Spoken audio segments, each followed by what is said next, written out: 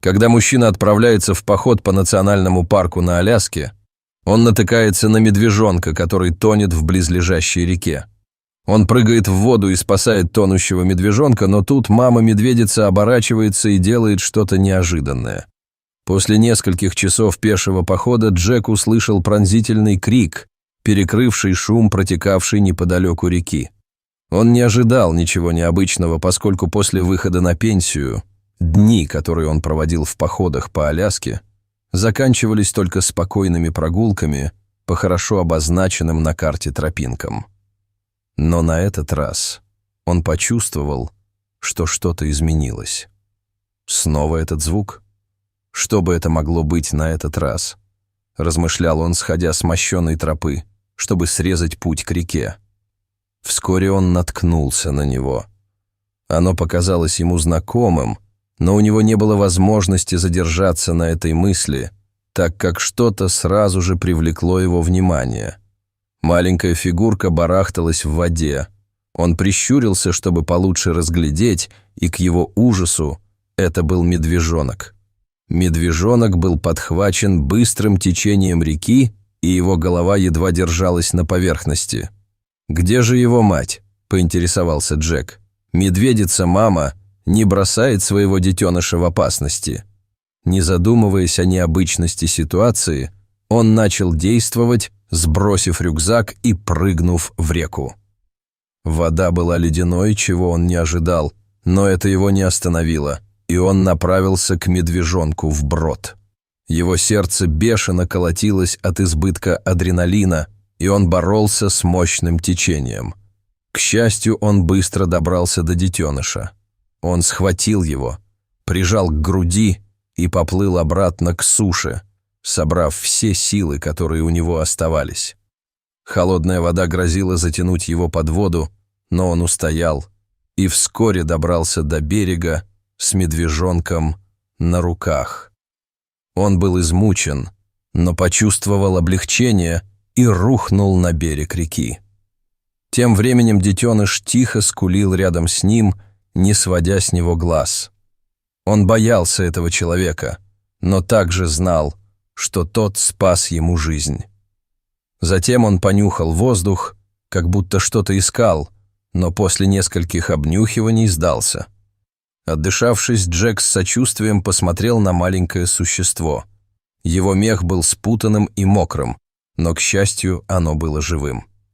Когда он заметил, что детеныш постоянно принюхивается к воздуху, он предположил, что он, возможно, ищет свою мать по ее запаху, но чувства были еще не настолько развиты, и он мало что мог сделать. Джек перевел взгляд на реку, все еще не веря, что вода в ней может быть такой холодной. Внезапно он понял, что это та самая река, на которую он наткнулся в первый день своего приезда на Аляску. «Какая великолепная красавица», — подумал он. Затем он рассеянно погладил мех медвежонка, надеясь, что солнце скоро высушит его. Погрузившись в свои мысли, он не услышал хруста листьев у себя за спиной, пока не стало слишком поздно. В тревоге вскочив, он проследил взглядом за звуком, и прежде чем понял, что происходит, из леса вышел огромный медведь-гризли. Его взгляд был прикован к медвежонку, но затем переключился на Джека, как будто он представлял угрозу. Джек застыл от страха. Медведь, вероятно, думал, что напал на медвежонка, хотя на самом деле он спас его. Но он не мог объяснить это этому существу, не так ли?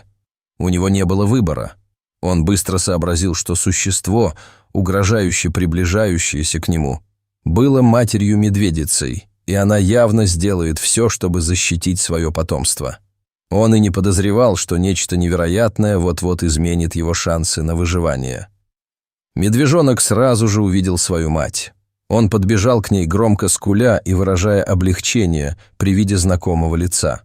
Мама-медведица заметила, что детеныш был мокрый, и в его глазах все еще читалось страдание, но по-прежнему понятия не имела, через что прошел ее малыш.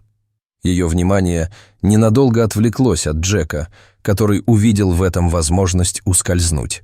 К сожалению, медведица почувствовала, что он собирается сделать, и повернулась к нему спиной.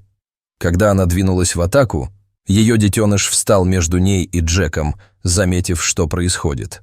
Он ткнулся мордочкой в лапу матери и тихо заскулил.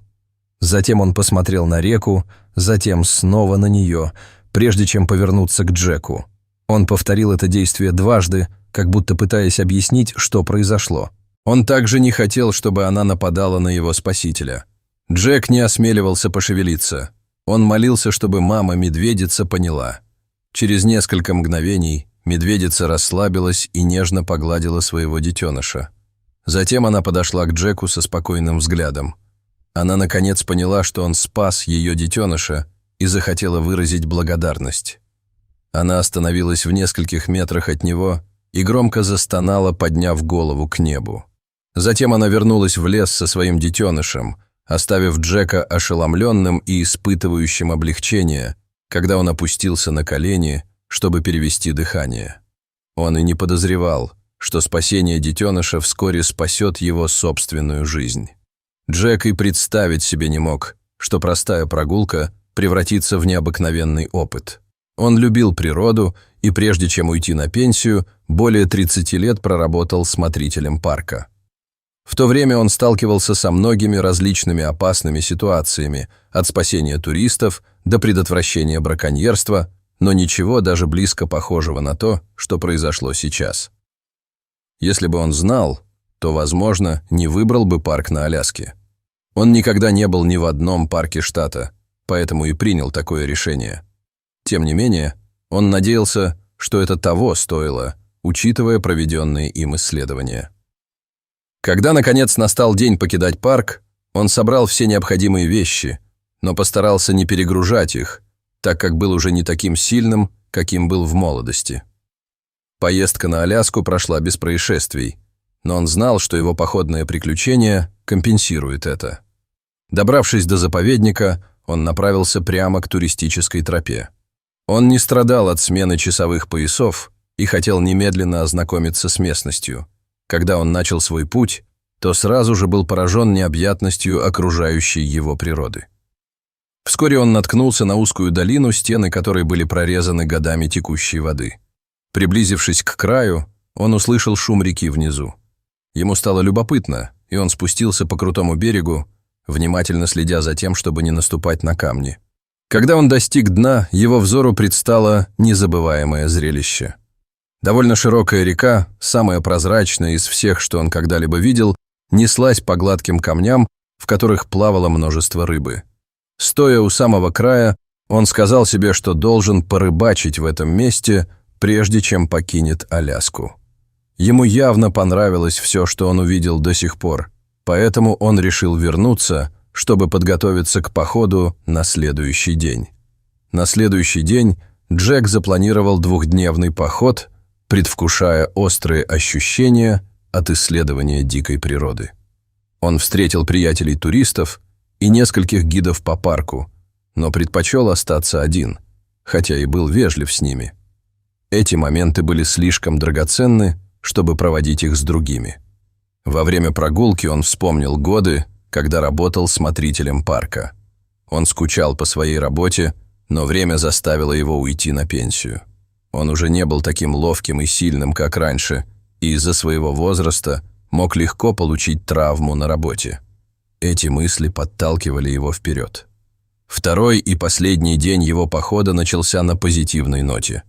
Он решил пройти другим туристическим маршрутом и планировал сделать снимки, чтобы похвастаться ими перед своими детьми и внуками. Он и не подозревал, что эта тропа приведет его к спасению тонущего медвежонка, которого чуть не растерзала мама-медведица. Размышляя о невероятном опыте общения с медведями и 2 днях, которые он провел в окружении природы, он наткнулся на заброшенный лагерь. Какое странное зрелище! Угли все еще горели, и там было разбросано много припасов и технического оборудования. Возможно, это был лагерь тех самых туристов, с которыми он столкнулся несколькими днями ранее. Он надеялся, что они будут более уважительно относиться к окружающей экосистеме, но повсюду были разбросаны консервные банки. Аляска не такой уж густонаселенный регион, однако оставлять лагерь без присмотра все равно неразумно. Может быть, они все купались в реке неподалеку? Он заметил сотовый телефон у входа в одну из палаток. Вот это странно. Изучая ситуацию, он начал замечать следы, оставленные туристом. Он заметил, что на тропинке, ведущей из леса, было много следов, и все они были направлены друг к другу. Следы были глубже, чем обычно, а ширина шагов указывала на то, что тот, кто шел по этой тропинке, бежал. О боже, неужели это так? Преследовал ли их один и тот же медведь? Он почувствовал угрызение совести, так как был настолько потрясен своей неожиданной встречей, что забыл предупредить смотрителей парка о присутствии медведя. Но он понятия не имел, что в кустах притаился другой хищник, наблюдающий за каждым его движением. Он уже собирался вернуться на туристическую тропу, когда услышал низкое рычание, доносившееся из кустов неподалеку от реки. Он подумал, что вернулась медведица, но звук доносился с другой стороны. Его чувства были обострены, и он лихорадочно соображал, что делать. Если бы он побежал, существо наверняка настигло бы его своими старыми ногами, так что это был не вариант. Спрятаться было негде, а поблизости не было рейнджера, который мог бы прийти ему на помощь. Он не осмеливался кричать, опасаясь спровоцировать нападение. И все же, без предупреждения, из кустов выскочил большой серый волк, оскалив зубы и угрожающе уставившись на Джека. Скорее всего, он покинул свою стаю, чтобы поохотиться в одиночку. Джек знал, что на Аляске обитает значительная популяция волков, но он никак не ожидал, что один из них нападет на него в заповеднике. Кроме того, нападения диких животных редко происходят в охотничьих заповедниках, так почему же это существо нацелилось на него? Сработал инстинкт, и он полез в рюкзак за удочкой, надеясь отпугнуть волка. Но прежде чем он успел среагировать, волк бросился вперед. К счастью, Джек смог воспользоваться своим рюкзаком, чтобы не дать мощным челюстям существа приблизиться к нему. Это ненадолго, и ему нужно было быстро соображать. Волк уже рвался сквозь толпу, его зубы приближались к его лицу. У него не хватало сил держаться, и он начал терять надежду. Кто бы сейчас пришел ему на помощь? Он пожалел, что не присоединился к группе туристов, с которыми познакомился накануне. Он и не помышлял о фотографиях, которые планировал сделать, даже о медвежонке, которого он спас. Его опыт следопыта тоже не мог ему помочь, но он продолжал отбиваться от волка. Он не планировал просто так расстаться с жизнью. Как раз в тот момент, когда казалось, что у него нет шансов выжить, он услышал еще одно глубокое, ракочущее рычание, эхом разнесшееся по лесу. «Только не это», — простонал он. Тем временем волк тоже услышал шум и почувствовал, что дело вот-вот примет ужасный оборот. Он отпустил рюкзак Джека и повернулся в направлении шума. Джек почувствовал облегчение и воспользовался возможностью увеличить дистанцию между собой и волком. Когда он медленно крался прочь, из кустов с грохотом выскочил огромный медведь. С ним был медвежонок, который держался в тени. Это был спасенный Джеком медвежонок, который возвращался со своей матерью, чтобы помочь Джеку. Джек не мог поверить своим глазам. Он никак не мог ожидать, что мама-медведица обернется и придет ему на помощь. Когда он увидел, что оба хищника находятся на безопасном расстоянии, медведица-мама мгновенно набросилась на нападавшего. Она несколько раз ударила волка, оставляя кровавые царапины на его шерсти. Волк взвыл от боли и попытался дать отпор, но медведь полностью подавил его, не оставив места для честной схватки. У волка не было другого выбора, кроме как убежать. Ему посчастливилось избежать медвежьих зубов. Как только он скрылся в лесу, Джек вышел из своего укрытия и медленно приблизился к медведю. В то же время медвежонок направился к своей матери, но его взгляд был прикован к Джеку. Джек не знал, как выразить свою благодарность. Если бы не медведь, лес стал бы его могилой. Он быстро отдал честь медведю, надеясь, что тот понял. Медведица на мгновение задержала на нем взгляд, прежде чем вернуться в лес со своим детенышем. Джек никогда не забудет этот инцидент и свое пребывание на Аляске. Он познал первозданную красоту природы и столкнулся с трудностями, которых никогда не ожидал. Возвращаясь домой, он понимал, что ему есть чем поделиться с близкими, и, возможно, когда-нибудь он вернется на Аляску. Какой неожиданный финал! Ожидали ли вы, что другой хищник нападет на Джека так скоро? Что бы вы сделали на его месте? Дайте мне знать в комментариях. Мы надеемся увидеть вас в следующем выпуске.